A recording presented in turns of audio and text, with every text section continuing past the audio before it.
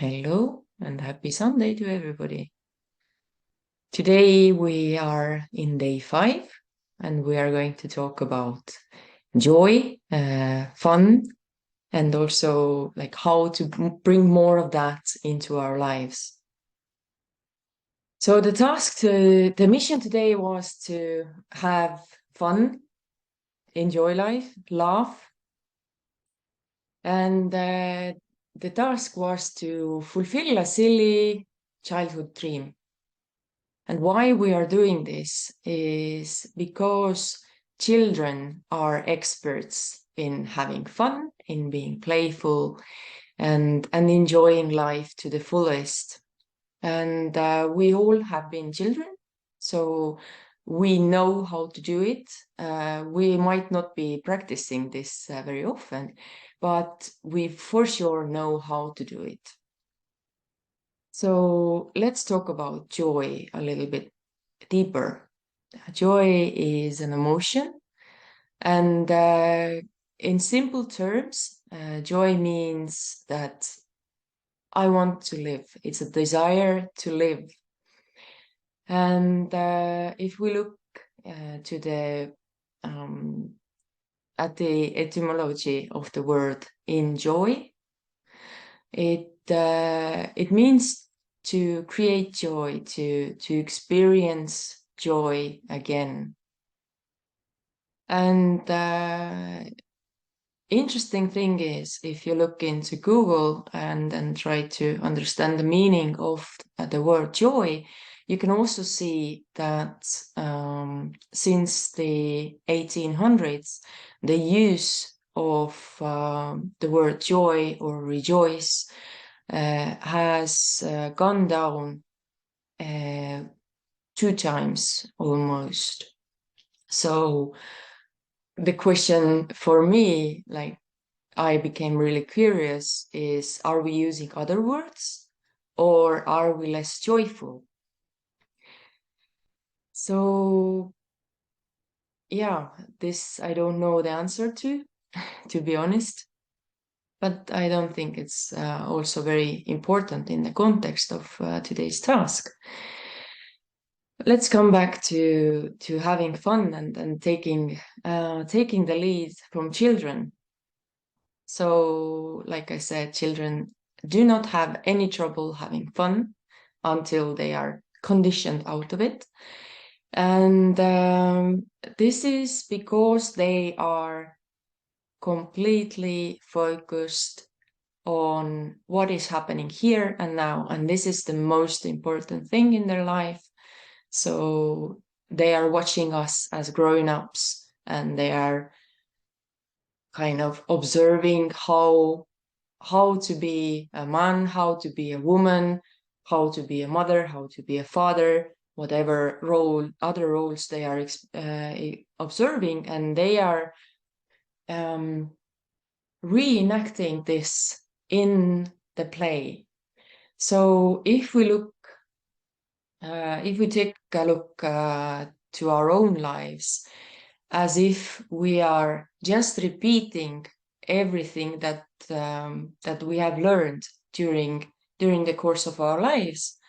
So, who is this mother that I am playing here? Is this me? Am I pioneering and then coming up with new solutions to the situations at hand, or am I copying my aunt, my mother, my friend, my grandmother? So where does the script come from?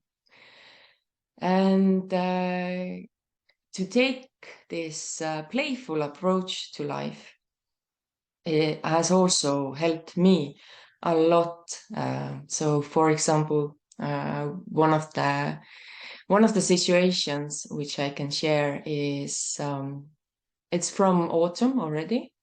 The setup with my kids changed. So one of my kids moved houses. This also meant that the financial arrangement needed to change, and I had to have a discussion with my ex-partner.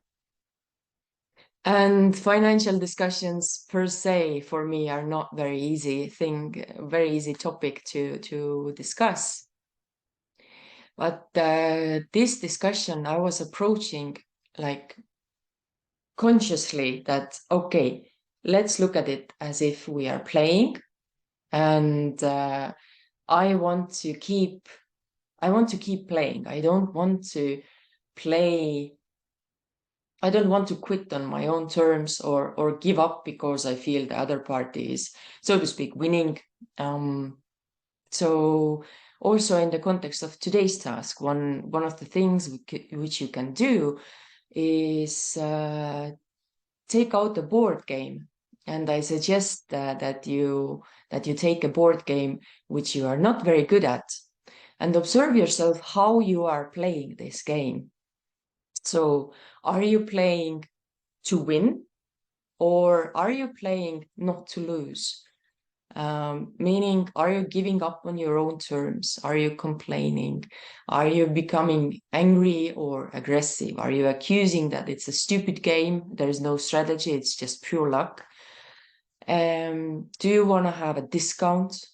Meaning, do you want others not to put all in and go for a win? So it also happens, if it happens in one area of your life, if it happens in the board game, for sure it is happening also in your real everyday life. Meaning, if I bring the same example from the financial discussion, I could see a lot of fear in me. So, for example, if my ex-partner, one of my ex-partners said that he has consulted a legal advisor, I saw myself kind of giving up and saying, okay, that's it. We're going to court. We're going to have a huge argument, and I cannot afford this to my for myself, and that's it. I'm not gonna get what I want. So that was the fear. But I also, again, if I took a break. So we talked about fear a little bit. Fear means a desire to retreat, take a step back, have a little pause, and then look again at the situation. So this is what I did. I took a break and reminding myself that this was supposed to be a game. I was supposed to um, approach this situation as if a game. And what I did was taking a break, having a pause, reminding this to myself. And I went over the whole conversation. And what I was doing, I was looking for clues. How can I keep playing this game? What can be my next move? As opposed to like just dying on the spot and saying, okay, you won. I did like this, I didn't do. I decided that no, I will keep playing until the game is truly over. So I didn't quit in the middle of let's call it a chess game, so to speak. So yeah, but how do we do it? Like, how do we really, really get this into this mindset that life is a game? We don't have to take it so seriously. Come on, we are grown-ups. We need to take care of a business, a family, maybe some elderly relatives in some cases. So this is all so serious. And also there's very strongly in the world and in the literature, there is this idea that we cannot focus on joy and fun until our basic needs are met.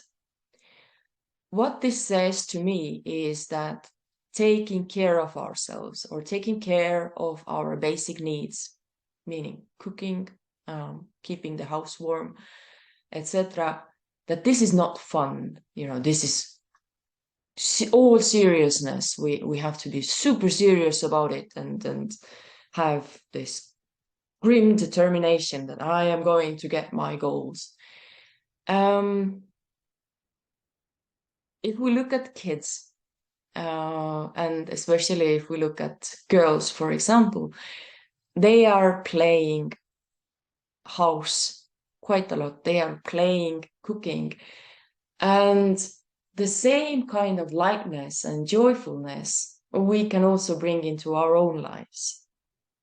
So there's also a saying that boys will be boys, only the toys will grow. And I think this is a very good thing, a very good saying to take lead from, to enjoy life.